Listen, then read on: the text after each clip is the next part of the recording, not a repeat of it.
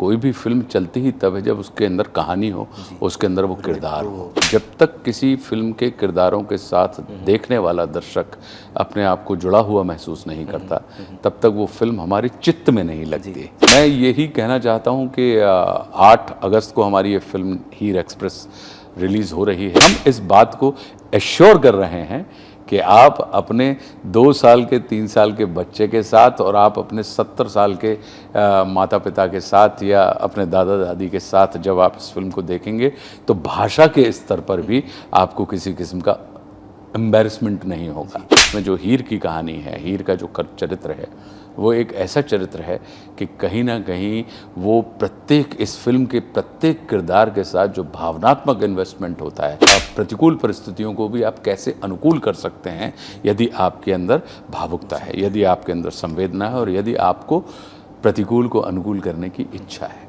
तो ये वो एक इस किस्म की कहानी है। Congratulations for Heer express. बहुत बहुत धन्यवाद आपका। मैं पहला सवाल यह पूछना चाहूँगा क्योंकि ये फिल्म उमेश शुक्ला जी ने बनाई है, एक बहुत डीप और बहुत इम्पोर्टेंट बॉडी ऑफ वर्क है उनका एज एन आर्टिस्ट। उनके साथ में काम करते हुए क्या वो जैमिंग प्रोसेस रहा आप दोनों के बीच में? What was the exchange of ideas? देखिए, उमेश की सबसे अच्छी बात यह है कि उमेश ने अभिव्यक्ति के तीनों फॉर्म में काम किया हुआ है कि वो थिएटर भी उन्होंने किया हुआ है, तो उनको समझ है उस बात की। वो लेखक भी हैं, अभिनेता भी हैं और निर्देशक भी हैं। उन्होंने नाटक भी बहुत अच्छे वाले किए हैं। उन्होंने जो फिल्में बनाई हैं, चाहे आप ओ माय गॉड पार्ट 1 और 102 नॉट आउट, अगर आप उनकी वो फिल्में देखेंगे तो वो फिल्में भी उनकी बहुत बेहतरीन और अलग अलग विषयों के ऊपर वो कहीं ना कहीं फिल्में बनाते हैं। तो ऐसे व्यक्ति के साथ जिसको मीडियम की सारी समझ हो, उस सारे मीडियम में जब वो मौजूद रहता है तो उस व्यक्ति के साथ आप अपने आप को निश्चिंत होकर छोड़ देते हैं एक अभिनेता के तौर पे। तो मेरी उमेश जी के साथ देखा जाए तो प्रोड्यूसर के तौर पर उनके साथ मेरी ये दूसरी फिल्म है, निर्देशक के तौर पर मेरी ये पहली फिल्म है। और हमने जो इसके पहले फिल्म की थी उनके साथ जो उन्होंने प्रोड्यूस की थी, कौशल जीज वर्सेस कौशल, तो वो भी बहुत अद्भुत विषय था और बड़ा नया विषय था। तो सबसे अच्छी बात इनके साथ यही रहती है कि ये विषय प्रधान चीज़ों को कहीं ना कहीं समाज के सामने लेके आने का प्रयास करते हैं और बहुत अच्छे से। और फिल्म जो होती है, एक तो होता है कि आप तकनीकी पक्ष उसका बहुत बड़ा करके बनाते हैं, लेकिन कोई भी चीज़, कोई भी फिल्म चलती ही तब है जब उसके अंदर कहानी हो, उसके अंदर वो किरदार हो। तो एक तो होता है कि कहानी में किरदार होते हैं, लेकिन ज़िंदगी में होता ये है कि किरदारों की कहानियाँ होती हैं। तो उमेश को वो समझ है कि वो किरदारों की कहानियों को किस तरीके से प्रस्तुत किया जाना चाहिए, क्योंकि अगर देखा जाए तो प्रत्येक व्यक्ति के अंदर अपना एक जब तक किसी फिल्म के किरदारों के साथ देखने वाला दर्शक अपने आप को जुड़ा हुआ महसूस नहीं करता, तब तक वो फिल्म हमारे चित्त में नहीं लगती, हमारे मन मस्तिष्क में नहीं लगती। तो उमेश के साथ काम करते हुए एक सुविधा या एक निश्चिंतता ये होती है कि वो निश्चित रूप से कहीं ना कहीं संवेदनाओं के वाहक हैं। ओके। एंड क्योंकि आपने थिएटर की बात की, थिएटर आर्टिस्ट में अक्सर मैंने ये चीज़ ऑब्जर्व किया, मुझे बताइए मैं सही हूँ या गलत हूँ अपने एनालिसिस में, कि उनका बॉन्डिंग जो एक रहता है सबकॉन्शियस लेवल, वो बहुत स्ट्रॉन्ग रहता है। अगर मैं किसी नए इंसान से भी मिल रहा हूँ पर वो थिएटर का है, मैं अपना वेवलेंथ मेरा अपने आप उसके साथ में सेट हो जाता है, उसका मेरे साथ में हम एक कॉमन वेवलेंथ पे आ जाते हैं। इस तरह की सिचुएशन में जब आप उमेश जी के साथ में काम कर रहे थे, क्या थिएटर को लेकर बातें हुई जो थिएटर को आज के ज़माने में आर्टिस्ट की तरफ से ज़रूरत है उसकी तरफ? देखिए, आप इसको सिर्फ बड़ा मैं और सरल कर देता हूँ। चाहे वो रंगमंच हो, फिल्म हो, OTT हो, लिखना हो, किसी भी किस्म की चीज़ें जो होती हैं, ये सिर्फ अभिव्यक्ति के माध्यम होते हैं। तो जब आप इन सारी चीज़ों में सहज होते हैं तो निश्चित रूप से कहीं ना कहीं हमारे आपके अंदर एक सहजता का सेतु स्थापित हो जाता है। तो वो चीज़ होती है, लेकिन इसका ये मतलब नहीं कि हम रंगमंच की निरंतर पता लगा कि हम फिल्म शूट कर रहे हैं और रंगमंच की हम बात करते नहीं। जी, निश्चित रूप से जो नाटकों के जो तत्व होते हैं या नाट्य विधा का जो अर्क है या मर्म है, उसके बारे में अगर समझ होती है तो हम कहीं ना कहीं थोड़ा बहुत चर्चा के दौरान आदान प्रदान कर लेते हैं कि वो नाटक पढ़ा था कि नहीं पढ़ा था, वो नाटक किया था, हमने जब ऐसा एक नाटक किया था तो इस तरीके से हमारा पूरा का पूरा हमें रिस्पांस मिला, या जब मैं नेशनल स्कूल ऑफ ड्रामा में था तो उस दौरान हमारी किस तरीके की ट्रेनिंग होती थी और कौन सी चीज़ें थी जो हमको आज भी कहीं ना कहीं कारगर साबित होती हैं। तो ऐसे नोट्स जो होते हैं कहीं ना कहीं आप अपने एक दूसरे के साथ अनुभवों को साझा करते हैं, और अनुभव जब साझा हो जाते हैं तो हम और आप धीरे धीरे परिष्कृत हो जाते हैं। एंड मेरा अगला सवाल ये है कि मैंने आपका काम बहुत पहले से देखा हुआ है, 30-35 शायद 40 साल भी हो चुके हैं। नहीं 40 तो नहीं हुए यार हमें, अभी हमें दुश्मन, हाँ मतलब दुश्मन 97 में आई थी। तो तब का ज़माना एक अलग था, समाज बदलता है, टेक्नोलॉजी 98 में आई थी दुश्मन। जी जी जी। जैसे जैसे समाज बदलता है, टेक्नोलॉजी बदलती है, इंसान खुद भी बदलता है, उसकी थॉट प्रोसेस भी बदलती है, और इसी के चलते उसके अंदर का कलाकार भी बदल जाता है।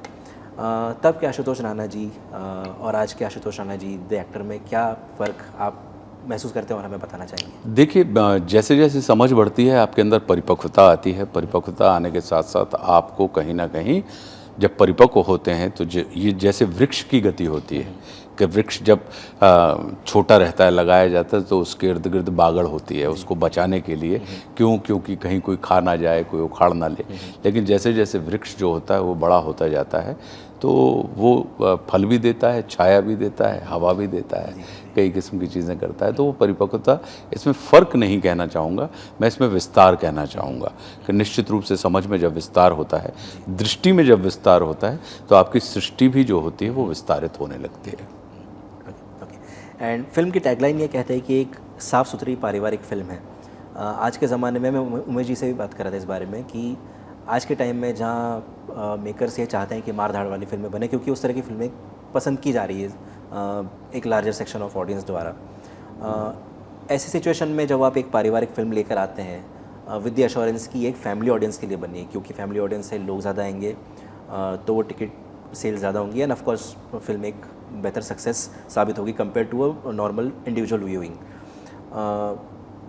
एज एन आर्टिस्ट जब आप इस तरह की फिल्मों में काम करते हैं, आपका क्रिएटिव इन्वेस्टमेंट अपनी तरफ से क्या रहता है अपने क्राफ्ट को लेके? देखिए, जैसा कि आपने कहा, तो हर किस्म का जॉनर होता है, एक्शन भी है, रोमांस भी है, कॉमेडी भी है, हॉरर भी है, कई किस्म के जॉनर आपके जीवन में होते हैं। लेकिन उन सारे जॉनर में अगर आप देखेंगे तो आपको कहीं ना कहीं सत्व का जो पुल होता है, जो सच्चाई का, किसी भी अभिनेता को बहुत ऑनेस्टी के साथ उसमें काम करना पड़ता है। और अगर एक्शन भी देखें तो वहाँ पे इमोशन एक्शन के ज़रिए व्यक्त किए जा रहे हैं। यहाँ पे पता लगा कि जो एक्शन होगा, एक्शन मतलब जो हमारे जीवन के अंदर घटित हो रहे हैं भाव, उन घटित होने वाले भावों का कहीं ना कहीं आप भाविक तरीके से रूपांतरण कर देते हैं। तो अगर देखा जाए तो ये तो पूरा का पूरा हमारी अभिव्यक्ति की अपनी एक बात है। मैं इसको इस तरीके से नहीं मानता कि कोई अगर पारिवारिक फिल्म है तो उसमें आपका इन्वेस्टमेंट कुछ अलग तरीके का होगा, और एक्शन फिल्म है तो उसमें एक्शन भी जब कर रहे होंगे तो आपको पूरे होश के साथ, पूरा जितना गर्म काम करते हैं आप, उतना ही ठंडे दिमाग से आपको काम करना पड़ता है। क्यों?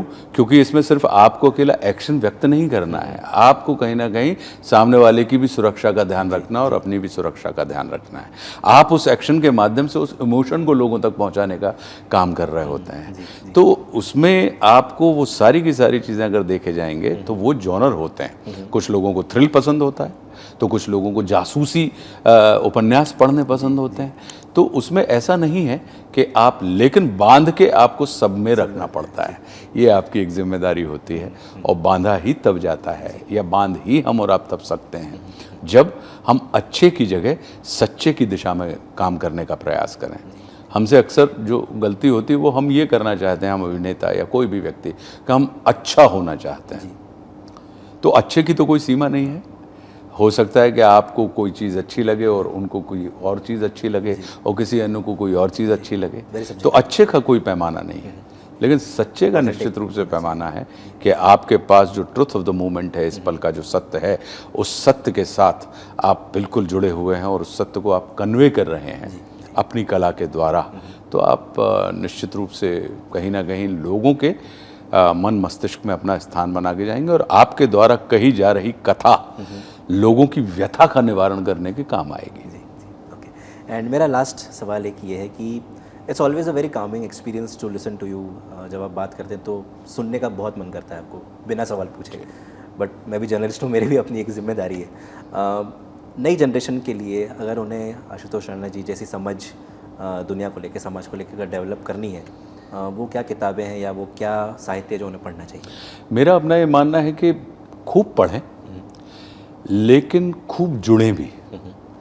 कभी कभी होता है कि कुछ लोग पढ़ने में रुचि नहीं होती, लेकिन इंसानों से जुड़ने में तो रुचि होती है, दुनिया से तो जुड़ने में रुचि होती है। तो आप दुनिया से जुड़ने के साथ साथ, इंसानों से जुड़ने के साथ साथ, किसी अन्य से जुड़ने के साथ साथ आप स्वयं के साथ भी एक जुड़ाव का भाव रखें। आप स्वयं से भी जुड़ते चले जाएं, और जैसे जैसे आप जुड़ते चले जाएंगे, आप एक अपने, मैं आपसे मित्रता करने के साथ साथ सबसे पहले मुझे अपने आप से मित्रता साधनी होगी। मैं अपने प्रति शत्रु का भाव रख के आपके प्रति मित्र का भाव नहीं रख सकता। तो मेरा अपना ये मानना है कि दुनिया अगर आप देखें तो शब्द ही नहीं, सन्नाटे भी हमको और आपको सिखाते हैं। तो अगर शब्द सुनने की हमारे अंदर समझ है, शब्द पढ़ने की अगर हमारे अंदर समझ है, तो सन्नाटे सुनने की भी समझ हमें डेवलप करनी होगी, और सन्नाटे समझने की भी समझ हमें डेवलप करनी होगी। तो वो अगर उस लिहाज से अगर हम देखेंगे, तो मेरा अपना ये मानना है कि निश्चिंत मन से अपने जीवन को, जो इस पल के ऊपर हमारा अधिकार है और आपका अधिकार है, इसके पहले जो बीत गया पल है उसको आप भी चाहें, मैं भी चाहूँ, या संसार का शक्तिशाली से शक्तिशाली व्यक्ति भी चाहे कि वो अभी उपस्थित कर दे, नहीं कर सकता। और आने वाले पल को अगर हम चाहेंगे अभी तुरंत यहाँ पर अभी उपस्थित कर दें, तो हम नहीं कर सकते हैं। तो हमारे हाथ में सिर्फ ये पल है। तो इस पल का जो आनंद है, तो इस पल में क्या इस पल का सत्य क्या है कि मैं IANS के साथ आपके साथ बातचीत कर रहा हूं, और हीर एक्सप्रेस के ऊपर बातचीत हमारी हो रही है। तो इस पल मेरे अंदर जो विचार हैं, मेरी जो ऊर्जा है, उसको मैं आपके साथ साझा कर रहा हूं, और आप अपनी ऊर्जा मेरे साथ साझा कर रहे हैं। तो सिर्फ देने में विश्वास नहीं है, कहीं ना कहीं लेने में भी विश्वास है। आपने कहा कि आपसे बिना प्रश्न पूछे, लेकिन अच्छे प्रश्न ही हमेशा अच्छे उत्तरों की उत्पत्ति का कारक होते हैं। तो प्रश्न अगर विवेकपूर्ण है, प्रश्न अगर समझा हुआ, सुलझा हुआ है, तो आप विश्वास कीजिए उससे निकलने वाला, क्योंकि किसी भी उत्तर का जन्म जो होता है वो प्रश्न के गर्भ से ही होता है। तो मेरा अपना ये मानना है कि ये दोनों चीज़ें महत्वपूर्ण होती हैं। तो खूब पढ़ें, खूब जुड़ें। Perfect. So with that we have reached the end of this conversation. कुछ ऐसी बात जो मुझसे पूछनी रह गई हो फिल्म को लेकर, या किसी भी और चीज़ को लेकर, या कुछ ऐसी बात जो आप कहना चाहते हो? बस मैं यही कहना चाहता हूँ कि 8 अगस्त को हमारी ये फिल्म हीर एक्सप्रेस रिलीज़ हो रही है, और मेरा ये पूरा विश्वास है कि क्यों इसको साफ़ सुथरी और पारिवारिक फिल्म कहा गया है। इसका कारण सिर्फ ये है कि हम इस बात को एश्योर कर रहे हैं कि आप अपने 2 साल के 3 साल के बच्चे के साथ, और आप अपने 70 साल के माता पिता के साथ, या अपने दादा दादी के साथ जब आप इस फिल्म को देखेंगे, तो भाषा के स्तर पर भी आपको किसी किस्म का एम्बैरसमेंट नहीं होगा, किसी किस्म की कोई असुविधा नहीं होगी। तो इसका आनंद लीजिएगा पूरे परिवार के साथ, हमें पूरा विश्वास है।